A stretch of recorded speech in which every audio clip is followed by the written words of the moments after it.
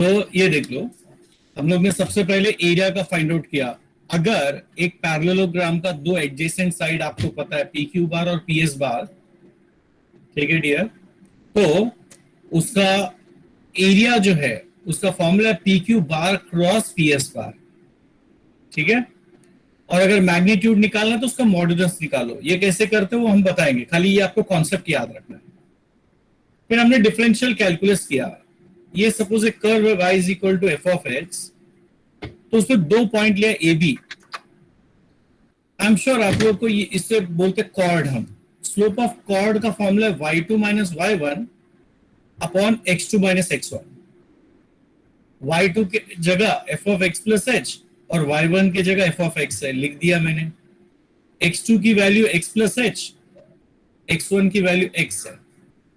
Calculation किया तो slope of chord A B मिला हमें। अभी आप ये सोचो कि अगर ये जो h है उसकी वैल्यू अगर स्मॉल रहे तो b क्या होगा, a के नजदीक आते जाएगा।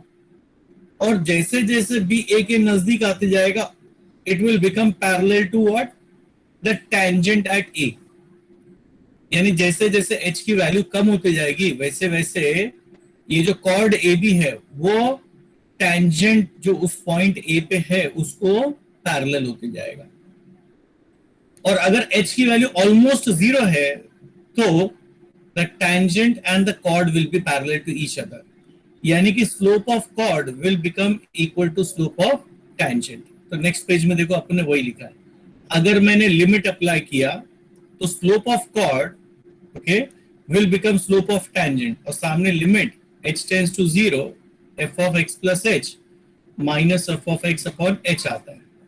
इसको हम बोलते हैं डेरिवेटिव। अब ये एक्चुअल में क्या है, ये डेरिवेटिव करके एक चैप्टर आएगा आप लोग को मैथ्स में, हम वहां पे इसके बारे में पूरा डिटेल पढ़ेंगे। इधर खाली हम इतना ही सीख रहे हैं कि इसको हम स्लोप ऑफ कॉर्ड बोलते हैं, और जब उसको लिमिट अप्लाई किया तो it will become slope of tangent.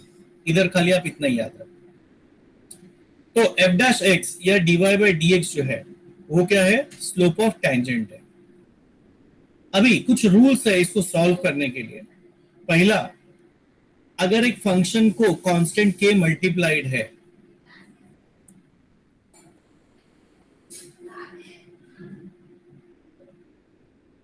अगर एक फंक्शन को कांस्टेंट मल्टीप्लाइड है तो कांस्टेंट को बाहर रखो, सिर्फ फंक्शन का डेरिवेटिव करो। कांस्टेंट की डेरिवेटिव हम नहीं करते हैं, constant is taken outside the derivative. Then D by D X of f1x plus f2x, अगर दो अलग अलग फंक्शन है तो अगर ऐड किया हुआ है तो आप उनका डेरिवेटिव सेपरेटली कर सकते हो। f1 का पहले डेरिवेटिव करो और f2 का, और दोनों ऐड कर दो। और अगर माइनस करने बोले तो माइनस कर दो। यानी कि आप फंक्शंस को जो कि एडेड या सब्सट्रैक्टेड है उनको अलग करके डेरिवेटिव फाइंड आउट कर सकते हो। लेकिन अगर मल्टीप्लाइड है ना तो ऐसे करना है, तब आप उनको इस तरह से अलग नहीं करते हो। पहले देखो, एक फंक्शन बाहर, दूसरे का डेरिवेटिव, बीच में प्लस साइन, फिर दूसरे को बाहर और पहले का डेरिवेटिव, u/v। अब ये एक्चुअल में करते कैसे वो मैं सॉल्व करके दिखाऊंगा, तब आपको बेहतर समझेगा। उसी चीज को मैंने देखो शॉर्ट फॉर्म में लिखा है। ऐसा लिखने में थोड़ा दिक्कत हो रहा था तो मैंने इसको शॉर्टकट में u/v कर दिया। यानी u एक फंक्शन है, v दूसरा फंक्शन है, तो आप उसे लिखोगे u dv upon dx, v du by dx। अगर u अपॉन v है, दोनों फंक्शन डिवाइडेड है, तो ऐसे लिखते हैं।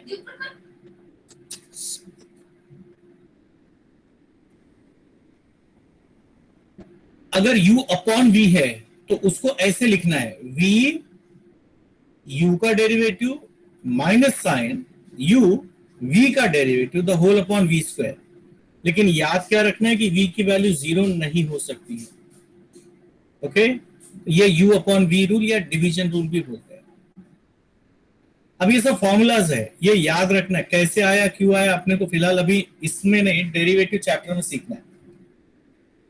अगेन, अगर एक फंक्शन x के टर्म में दिया है तो और पूछा आपको t से डेरिवेटिव करने, तो वैसा आप कभी नहीं कर सकते।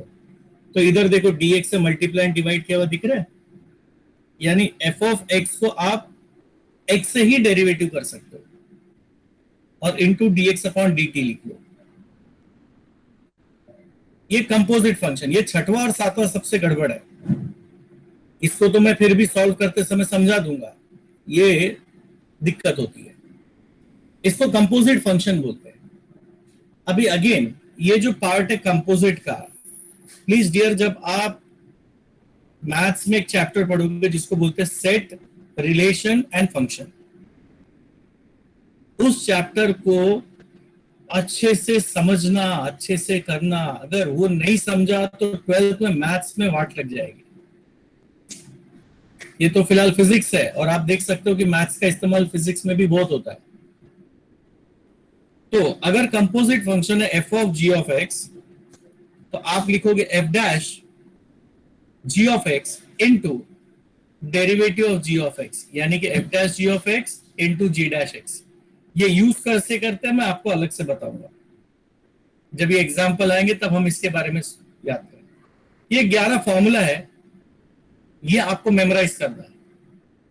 x रेज टू n का डेरिवेटिव पूछा तो आंसर लिखोगे n x to the power n minus 1। e raise to x का derivative e raise to x ही है और e रेज टू ax का a e raise to ax है। अगर a रेज टू x है तो उसका डेरिवेटिव लिखना a raise to x log a to the base e। d by dx ऑफ ln x का असली मतलब होता है log x to the base e, तो इसका डेरिवेटिव 1 अपॉन एक्स। साइन की डेरिवेटिव cos x, cos का derivative minus sine x, tan x का sec square x, cot x का minus cosec square x, sec x का derivative sec x tan x, cosec x का minus cosec x cot x और constant का derivative 0। और मैंने आप लोग को बोला था 5-5 बार लिख के सबमिट करने के लिए। I have not receive that dear, खाली 2 या 3 जन ने दिया है। सुनाई नहीं दिया था क्या कल? सर लास्ट लेक्चर अटेंड नहीं किए थे इसलिए। जिसने अटेंड नहीं किया उसकी बात छोड़ दो, जिसने अटेंड किया मैं उन लोग की बात कर रहा हूं।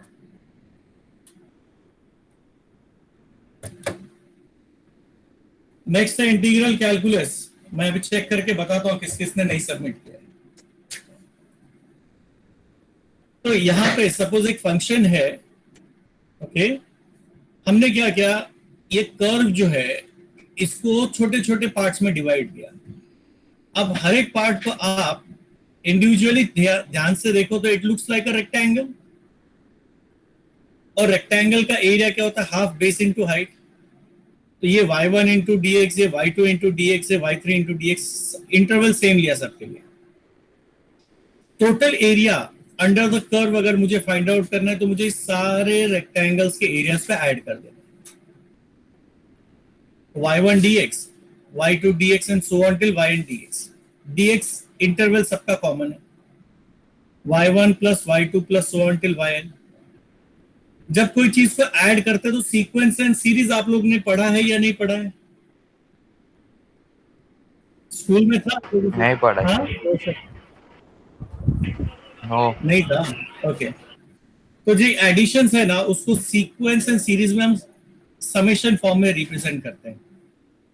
इसका मतलब होता है आई का वैल्यू पहला 1 है और इसका मतलब लास्ट का वैल्यू n है, और इस समेशन का मतलब पहले आई की वैल्यू 1 डालो, फिर प्लस, फिर 2 डालो, प्लस, सो ऑन टिल कहां तक करोगे, n तक। ये डिस्क्रीट सिस्टम के लिए होता है। और अगर जैसे ये कंटिन्यूअस है, कहीं पे भी ब्रेक होके नहीं है, कंटिन्यूअस है, अगर कंटिन्यूअस है तो ये समेशन के बदले हम क्या डालते हैं, इंटीग्रेशन। तो y की वैल्यू क्या हो गई, f ऑफ x dx। जैसे आपने यहां पे डेरिवेटिव फाइंड आउट किया, डेरिवेटिव का मतलब हमने क्या बताया, स्लोप ऑफ टेंजेंट होता है। उसी तरह जब आप इंटीग्रेशन करते हो तो आपको किसी भी कर्व के नीचे का एरिया मिलता है। अब इसके भी कुछ रूल्स है और ये कुछ फॉर्मूलाज है। आपको सिर्फ 5 ही दिया है, वैसे हमारे पास करीब 30-35 फॉर्मूलाज है। आप लोगों को सिर्फ फिजिक्स में 5 का ही याद रखना। अगेन जैसे डेरिवेटिव में कांस्टेंट का हम डेरिवेटिव नहीं करते, उसी तरह इंटीग्रेशन में भी कांस्टेंट की इंटीग्रेशन नहीं करते, उसको बाहर निकाल देते हैं।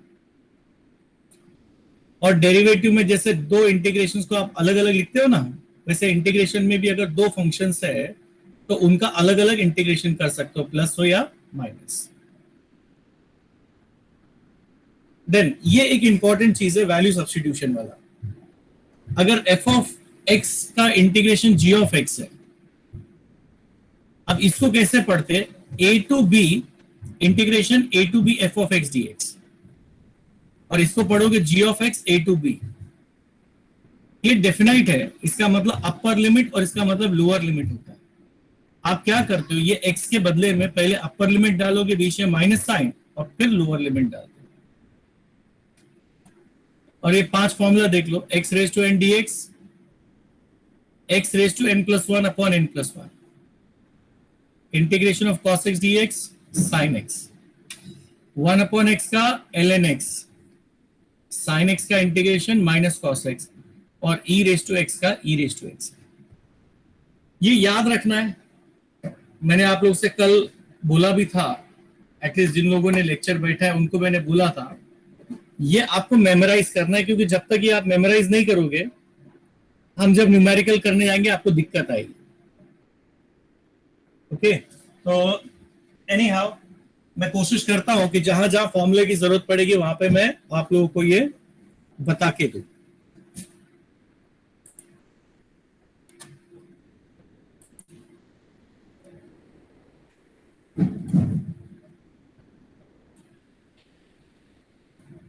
ये टॉपिक तो अपना हो गया है, we have to start with the numericals now. आज आपका सेकेंड चैप्टर में मैं ऑब्जेक्टिव भी कर देता हूं ताकि आप लोगों को थोड़ा हेल्प हो जाए, वो भी एक तरह से न्यूमेरिकल ही है। देखो, जहां पे भी कुछ बच्चे लेक्चर पूरा बैठे नहीं है, तो अगर कहीं पे कोई डाउट आपको आएगा ना कि ये मैंने कैसे किया, तो आप मुझसे बता देना, मैं उसको समझा दूंगा। आवाज सुनाई दे रहे हैं ना बच्चा लोग? जो बच्चे लेक्चर पूरा नहीं बैठे, कुछ डाउट आएगा तो मुझे वहीं पे बता देना, सर ये मुझे नहीं समझा, so accordingly I will try and help you out. अभी जैसे चूज द करेक्ट ऑप्शन दिया है आपको, okay, choose the correct option. उसमें पहला क्वेश्चन है, the resultant of two forces 10 newton and 50। हाँ बच्चा,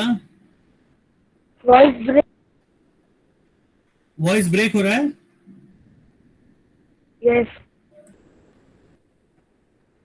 नो, ओके। अभी is it everyone is facing the same problem or what? No, sir. No sir, No, sir. No sir. Maybe बच्चा थोड़ा आपका net connection कुछ issue होगा, आप एक बार प्लीज चेक कीजिए ना अपना। ठीक है,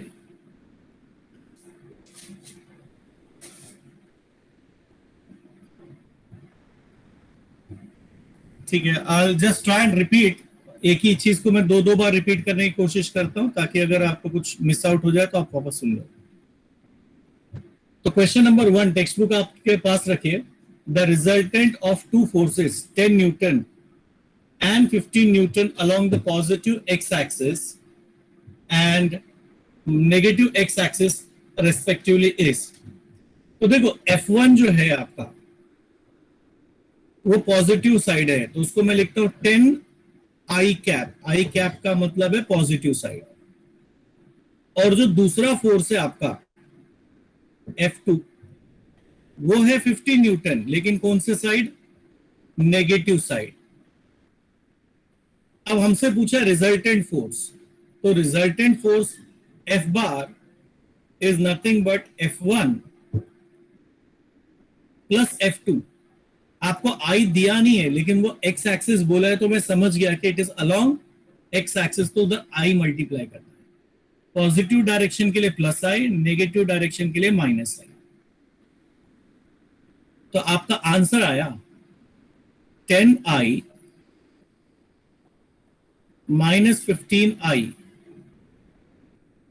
यानी कि -5i न्यूटन। तो आपका करेक्ट आंसर क्या है? 5 Newton along negative x axis. तो तुम्हारा रिजल्टेंट फोर्स का आंसर क्या है? D, 5 Newton's along negative x axis. समझे ना? एक्स एक्सिस से आई से मालूम पड़ा, और माइनस साइन क्या बोलता है? Negative side. रिजल्टेंट का मैग्नीट्यूड क्या है? 5। इसमें किसी के दिमाग में कोई क्वेरी है बच्चा लोग? सर, हाँ 15 बोलो। नेगेटिव साइन है वो कैसे पता चला?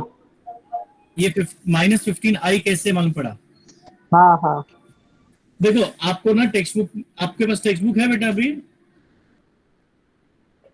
हाँ है सर। है ना? तो आप क्वेश्चन ध्यान से पढ़ो। देखो क्या लिखा है, रिजल्टेंट ऑफ टू फोर्सेस।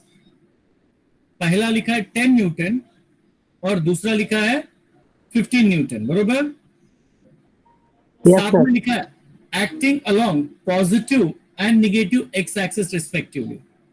तो याद रखना, अगर ये आपका एक्स एक्सिस है, ये सपोज आपका एक्स एक्सिस है, और ये आपका वाई एक्सिस है, अगर कोई इसके डायरेक्शन में है तो उसको प्लस आई मल्टीप्लाई करोगे पॉजिटिव साइड में, और अगर निगेटिव साइड में है तो उसे किससे मल्टीप्लाई करोगे? नेगेटिव। ये आई जो है, आई का मतलब होता है vector parallel to X axis. ठीक है बेटा? आई का मतलब क्या होता है? A vector parallel to X axis. Plus I का मतलब है पॉजिटिव साइड, माइनस आई का मतलब है निगेटिव साइड। तो पहला वेक्टर पॉजिटिव साइड था, मैंने प्लस आई से मल्टीप्लाई किया। दूसरा नेगेटिव एक्स एक्सिस पे, इसलिए मैंने माइनस आई से मल्टीप्लाई किया। हाँ अच्छा। Okay okay. तो ये याद रखना पड़ेगा आपको कि उसी तरह आपको वाई एक्सिस पे भी है। अगर जे जो है वो क्या बताता है मालूम है? Vector parallel to what? Y axis. उसी तरह के भी है, और ये क्या बोलता है? Vector parallel to Z axis. अगर प्लस किया तो पॉजिटिव साइड, माइनस किया तो नेगेटिव साइड। प्लस किया तो पॉजिटिव साइड, माइनस किया तो नेगेटिव साइड। ठीक है बेटा? याद रहेगा? हाँ सर। हाँ। और किसी के दिमाग में कोई डाउट है, कोई क्वेरी है? सर ये सॉल्व करके दिखाना पड़ेगा मतलब हर जगह? नहीं बच्चा, ये सॉल्व करके दिखाना नहीं है, मैं आप लोगों को समझा रहा हूँ। ऑब्जेक्टिव में आप डायरेक्टली लिख सकते हो आपको, लेकिन ये प्रोसेस पता होना चाहिए कैसे आया करके। ठीक है? ये दिमाग में भी आप कर सकते हो, दिखाना नहीं है आपको। खाली लिखना है option D, 5 Newton along negative x axis. ठीक है बेटा? और किसी के दिमाग में कोई क्वेरी भाई? नहीं ना? आगे बढ़ो।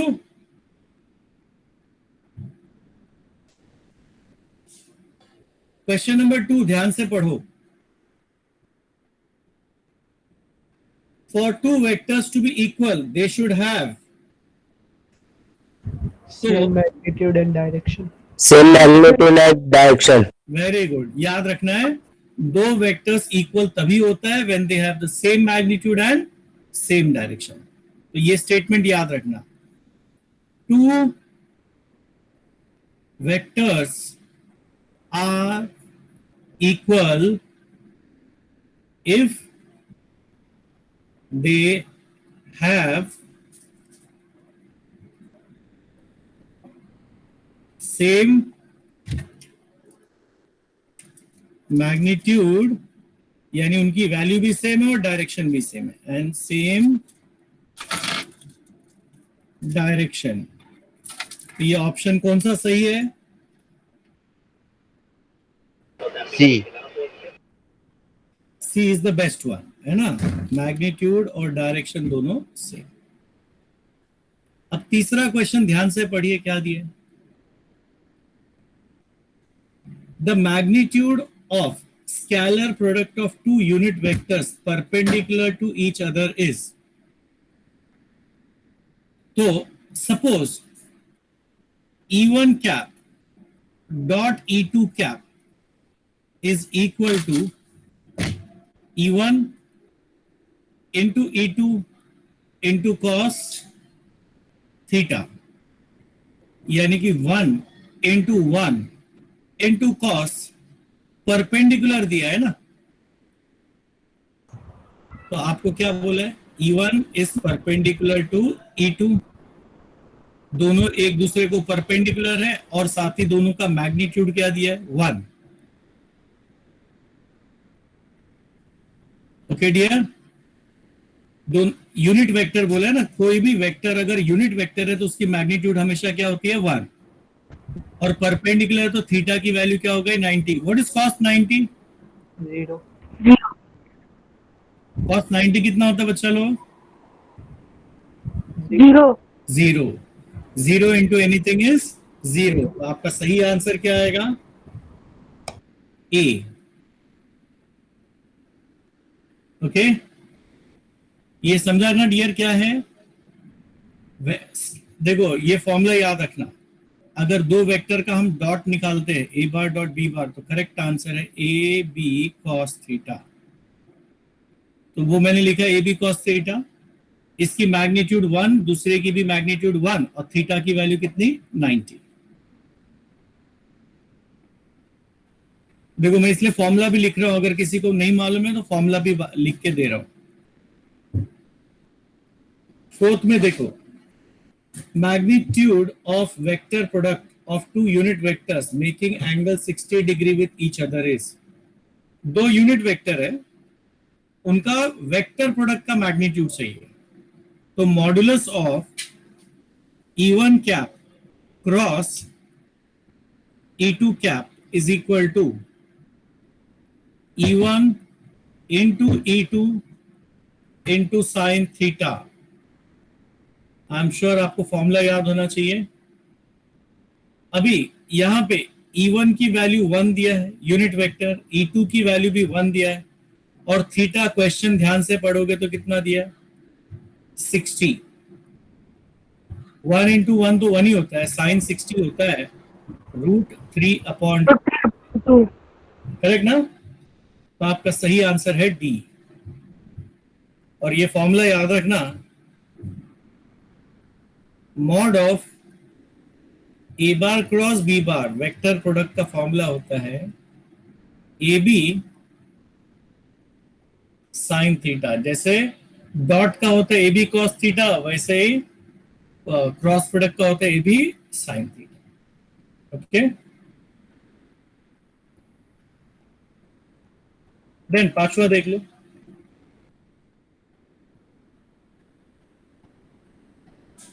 A, B, C are three vectors.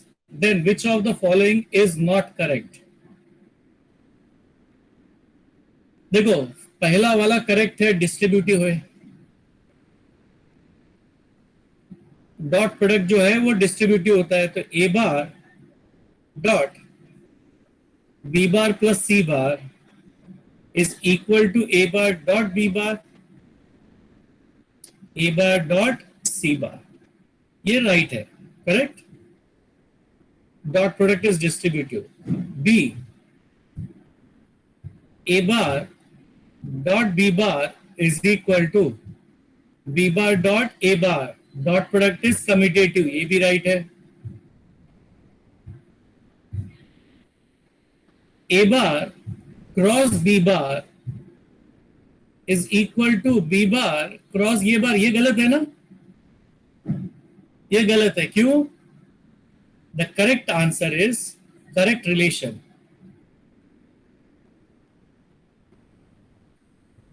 A bar cross B bar is equal to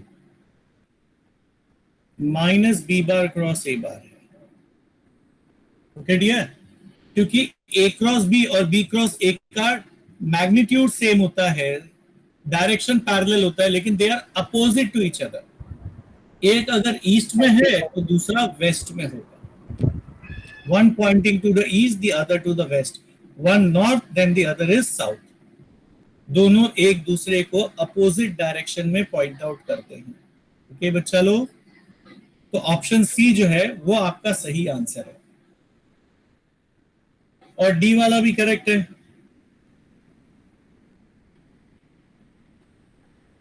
A bar cross B bar plus C bar, cross product भी डिस्ट्रीब्यूटिव होता है। A bar cross B bar, A bar cross C bar, ये भी right है।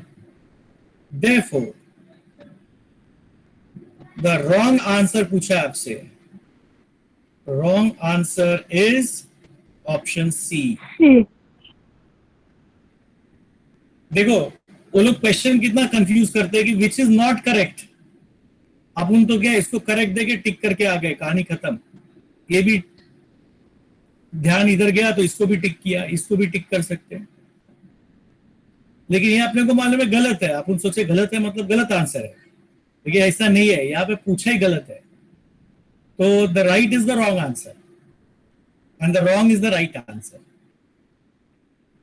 थोड़ा confusion है, बरोबर sir option D एक बार फिर से समझाओ ना। ऑप्शन डी डिस्ट्रीब्यूटिव जो होता है ना, जैसे A bar dot B bar plus C bar है, तो आप ब्रैकेट ओपन करते हो तो A dot B plus A dot C लिखते हो। वैसे क्रॉस के लिए भी एप्लीकेबल है, ए क्रॉस बी है ना, ब्रैकेट ओपनिंग किया प्लस ए क्रॉस सी, ये सर डिस्ट्रीब्यूटिव। टेक्स्ट बुक में फिर ऑप्शन अलग है। हाँ उसमें गलत क्या दिया दिया है? टेक्स्ट में। हाँ उसमें दी है एक B क्रॉस C। ए bar into B bar plus अच्छा, बी बार क्रॉस सी बार। बी बार क्रॉस सी बार, वो गलत है फिर। हाँ फिर दो दो आंसर आ गया सर। बी क्रॉस सी, तो ये भी गलत है। ओके, तो अपना रॉन्ग आंसर जो है इज सी एंड डी। ऐसे टू आंसर लिख सकते हैं सर। देखो एक्चुअली नॉर्मली देखा जाए तो एक ही रहता है, बट एक स्पेशल केस आता है जब आप एंट्रेंस एग्जाम देते हो ना, जेई या नीट का, तो उसमें ना एक सेक्शन आता है जिसमें 4-5 क्वेश्चन रहते हैं जिसमें more than one answer is right, तो आपको दोनों आंसर लिखना पड़ेगा। वैसे अपने महाराष्ट्र के सिलेबस में एक ही आंसर राइट होता है, तो जहां तक मेरा मानना है ये दो में से एक प्रिंटिंग मिस्टेक है। सी और डी में एक क्या है, प्रिंटिंग मिस्टेक है। Alright dear, yes sir. Either C is the printing mistake और D is the printing mistake, कोई भी एक प्रिंटिंग मिस्टेक होगा, वो अपने को बाद में चेक करना पड़ेगा। आप अपना स्कूल का टीचर, कॉलेज का टीचर से पूछिएगा जरा, ठीक है, क्योंकि नॉर्मली अपने महाराष्ट्र स्टेट बोर्ड में ओनली वन करेक्ट आंसर रहता है। वैसे एक काम करो, आपने पीछे आंसर दिया रहेगा इसका, फिजिक्स में पीछे दिया रहता है। नहीं मैथ्स में दिया रहता है, फिजिक्स में नहीं। यस नहीं दिया इसका आंसर। ओके कोई बात नहीं, अभी एक काम करते हैं हम लोग, बाकी अपना न्यूमेरिकल्स कर लेते हैं। आ जाओ क्वेश्चन नंबर 2 में। Question number 2,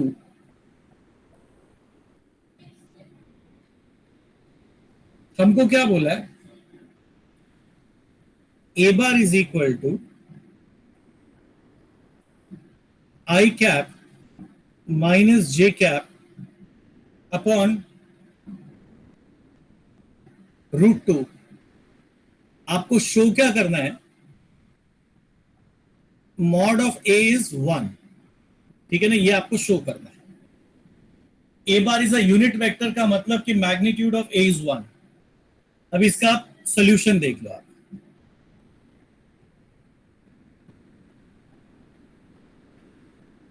mod of A बार, ये आपने डेटा लिख दिया, सपोज डेटा, ये √2 है, उसको बाहर रखो as it is, square root of. अभी आपको मैं एक फॉर्मूला बता देता हूं, याद रखना। If A bar is equal to XI plus Y J plus Z K. तो अगर किसी ने आपसे मैग्नीट्यूड पूछा तो आप सिंपली क्या लिखना, X square plus Y square plus Z square. Is that okay बच्चा लोग? ये आपके बुक में Yes, sir. दिया है फॉर्मूला, ये रेजोल्यूशन ऑफ वेक्टर याद है डियर? वहां पे दिया है। तो अभी ये √2 को भूल जाओ, उसको अपन ने कॉमन ले लिया बाहर। आई के साथ नंबर कितना दिख रहा है बच्चा आप लोग को? 1. तो 1 स्क्वायर, एक्स का वैल्यू लिख दिया अपन ने, प्लस जे के साथ कितना दिख रहा है? 1 -1. -1. -1 द होल स्क्वायर। और के के साथ कितना दिख रहा है आप लोग को? 0. 0 नहीं दिख रहा है, जरूरत नहीं लिखने का, let it go. 1 upon √2, root of 1 का स्क्वायर 1 माइनस 1 का स्क्वायर भी 1। So you are getting √2 divided by √2। Answer क्या है? 1 as required. Therefore, A bar is a unit vector. अगर किसी भी वेक्टर की मैग्नीट्यूड 1 है तो उसको अपन क्या बोलते हैं? Unit vector. ठीक है बच्चा लोग? किसी के दिमाग में कोई क्वेरी है यहाँ पे? No. No, sir. ये याद रखना, रेजोल्यूशन में मैंने सिखाया था।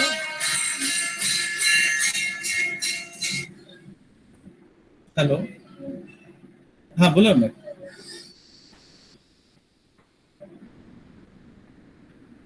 हाँ वो सब मैंने वहीं पे रखा है, क्लासेस में ही रखा था मैंने। कुछ अच्छा एक घर पे स्टार्टिंग में दिए थे लेके आने के लिए ना। ओके ओके ओके, ठीक है ठीक है। हाँ मैं चेक करता हूँ घर पे जरा।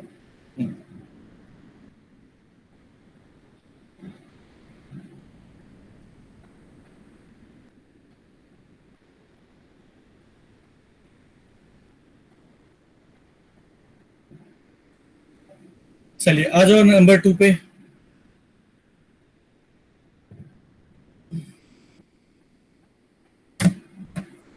Question number 2।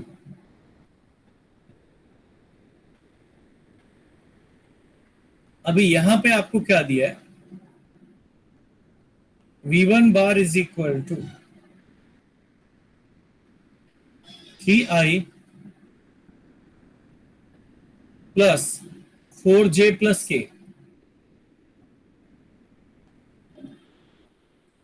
V2 i minus j minus k, i minus j minus k। अपने को फाइंड आउट करना है modulus of V1 plus V2 बार। इसका मैग्नीट्यूड निकालना है। सबसे पहले आप क्या काम करो, V1 प्लस V2 निकालो। That is equal to 3i 4j plus k plus of i minus j minus k। अभी देखो 3i प्लस i कितना हो जाएगा? 4i 4j minus j 3j. Plus 3j और plus k minus k cancel. 0. अब आपसे पूछा है mod of V1 plus V2। तो अभी थोड़ी देर पहले बताया था ना, याद है? i के Yes. साथ नंबर 4 square plus 3 और j square. के साथ कितना है? 3 square. याद रखो, if a bar is xi yj, मैं 2 वाला ही बताता हूँ। तो मॉड ऑफ a बार क्या लिखोगे? x square plus y square. Is it okay? 4 square कितना होता है? 16. 3 square 9। 9. Root of 25 correct answer 5 unit. समझ में आया बच्चा? किसी के Yes. दिमाग में पेन है यहाँ पे? सर वो नो सर। आई माइनस जे माइनस के वो किस लिए किया?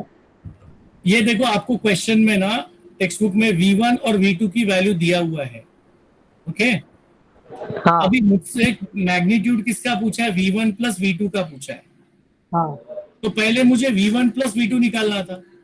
ये देखो V1 की वैल्यू दिख रही है हाँ और ये V2 की वैल्यू ऊपर देखो, V2 का वैल्यू मैंने ओके ओके सर। ये मैंने खाली V1 और V2 की वैल्यू यहां से इधर कॉपी किया है। ओके फिर उसके बाद 3i और ये प्लस आई है, तो 3 + 1 4i, 4j minus j 3j, और ये प्लस के माइनस के आपस में कैंसिल हो गया। Yes sir. ओके, और कोई डाउट?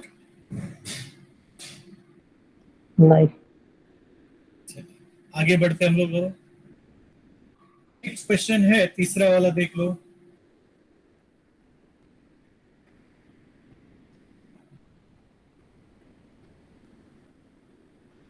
अभी देखो तीसरा जो क्वेश्चन दिया है आपको, उसमें V1 की वैल्यू आपको दिया है 2i माइनस 3j,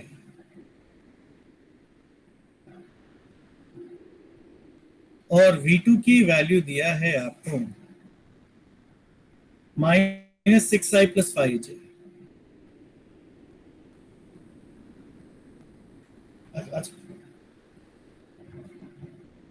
डेमोन्स्ट्रेशन दे रहा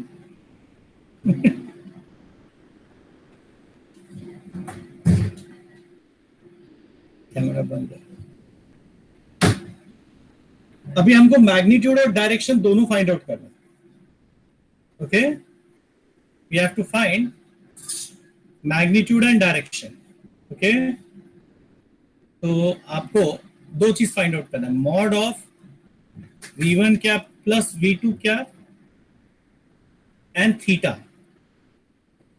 सबसे पहले पिछले एग्जाम्पल की तरह V1 प्लस V2 निकाल लीजिए।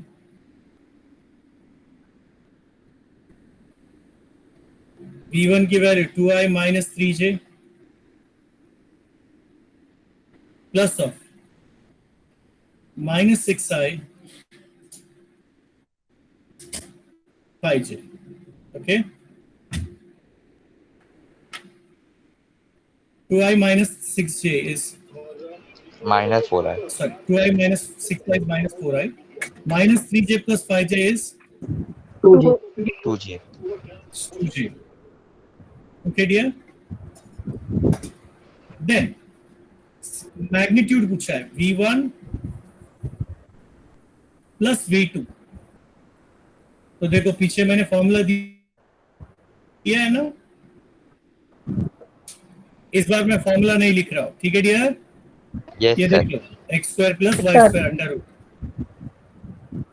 x के जगह -4 square. -4 स्क्वायर और स्क्वायर 2 square. 4 का स्क्वायर होता है 16, 16 2 का स्क्वायर होता है 20 हो गया। ये 20 को आप लिख सकते हो 4 into 5, 2√5 यानी कि 4 का स्क्वायर रूट कितना? √5 यूनिट्स। तो चलिए एक काम तो हो गया, V1 बार प्लस V2 बार।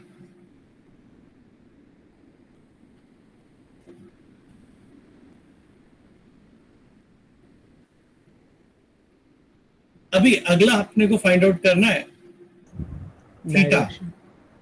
तो एक चीज याद रखो, tan theta is y upon x, याद रखना। If r bar is equal to xi plus yj, अगर resultant vector xi plus yj है तो tan थीटा का फॉर्मूला क्या होता है? y upon x। अभी ध्यान से देख लो, इसमें y की वैल्यू कितना है? 2, और x की वैल्यू कितना है -4, तो करेक्ट आंसर क्या आएगा -1/2। तो देयरफॉर थीटा कितना लिखोगे आप tan इनवर्स -1/2।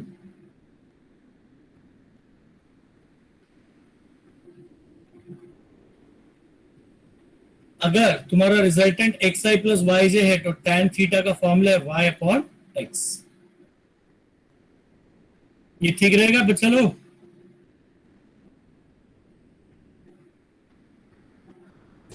एंड हमेशा याद रखना ये जो एंगल है this is always with respect to X axis, हाँ, विथ एक्स एक्सिस।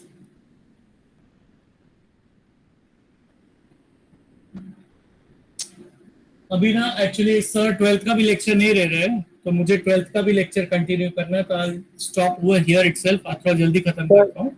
सर ये कल मेरा लेक्चर रहेगा। हेलो हाँ? सर, ये 10 के ऊपर -1 किस लिए आया? ये देखो ना प्लस, ये 2 अपॉन माइनस, ये ना plus upon minus is minus. हाँ ये वाला जो आप बोल रहे हो, अच्छा ये हाँ हाँ अभी भी याद रखना, अगर आपको ना x is equal to tan y दिया है, तो मुझे अगर y की वैल्यू चाहिए तो मैं उसको लिखता हूं tan इनवर्स x। इसको इनवर्स कहा जाता है। ओके, अगर x की वैल्यू tan y है, किसी ने आपसे y पूछा तो y क्या लिखोगे आप tan इनवर्स x। ये इनवर्स है, ये अपने को 12th में भी सीखना है। ओके डियर, ये अपने को 11th में नहीं सिखाया है, ये हम डायरेक्ट एज्यूम करके लिखते हैं इसको। 12th में इसके ऊपर लेक्चर रहेगा, इनवर्स चैप्टर एक है, वो चैप्टर में आप सीखेंगे ऐसा क्यों करते हैं। ओके बच्चा? Okay sir. एनीवन एल्स, किसी और को कोई एक्स्ट्रा डाउट? सर कल भी आपका ही लेक्चर है। तो मैं आज इधर ही स्टॉप करता हूं, मुझे अभी 12th में लेक्चर स्टार्ट करना है बच्चा, ठीक है सर? हाँ बोलो बच्चा। तो सर जैसे अपने को वो अगर वो चाहिए, जैसे y बराबर 10 रेज टू -1 x, तो x बराबर रहेगा 10 रेज टू -1 y। नहीं, मैं आपकी बात नहीं समझ, आपने क्या बोला? सर जैसे वो अभी अभी आपने लिखा था ना y बराबर 10 रेज टू -1 x इनवर्स वाला, तो x हाँ। बराबर 10 रेज टू -1 y।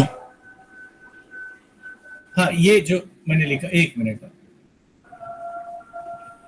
इधर देखिए, अगर x is equal to tan y लिखा है और मुझे y की वैल्यू चाहिए, तो मैं इसको लिखूंगा y is equal to tan inverse x। ये एक सिंबल है, ये पावर नहीं है, ये एक सिंबल है। इस सिंबल को हम पढ़ते हैं इनवर्स। इसको आप Yes, -1 नहीं पढ़ोगे, इसको आप पढ़ोगे tan inverse x। Yes sir. Okay, जी सर। तो ये ध्यान में रखना है, इसको पढ़ने का तरीका ऐसे ही है, y is equal to tan inverse x। इसको -1 मत पढ़ना क्योंकि ये पावर नहीं है, ये इनवर्स का सिंबल है। मैथ्स में क्या इनवर्स नहीं लिखते अपन, उसके बदले में -1 ऐसे लिख देंगे। Okay, yes sir. जैसे एक सिंपल सा एग्जांपल देख लो। अब आपको अच्छे से मालूम है ना कि tan 30 degree is equal to कितना 1/√3, करेक्ट? Yes sir. अभी सपोज किसी ने आपसे पूछा कि अगर tan theta is equal to 1/√3, तो what is value of theta? 30। 30 है, लेकिन कैसे बताओगे? आप लिखोगे tan inverse 1/√3 and this is equal to 30 degree. ठीक है, Yes, tan इनवर्स 1/√3 क्या है? 30 डिग्री। तो ये एक प्रेजेंटेशन है। Alright? सर हाँ, तो सर जैसे ये अब y का निकालो, y is equal to 10 inverse x, तो x is equal to 10 inverse y आएगा। हाँ, एक्स इज, वो तो दोनों मैंने इसलिए इसमें डबल बाय इंप्लीकेशन लिखा था ना। हाँ वही सर, बस। हाँ, दोनों एक दूसरे के इनवर्स है। Okay sir. अगर इनवर्स में दिया है, ऐसे दिया है, तो आप ऐसे भी लिख सकते हो। Okay sir. ठीक है, चलिए, विल मीट टुमारो देन.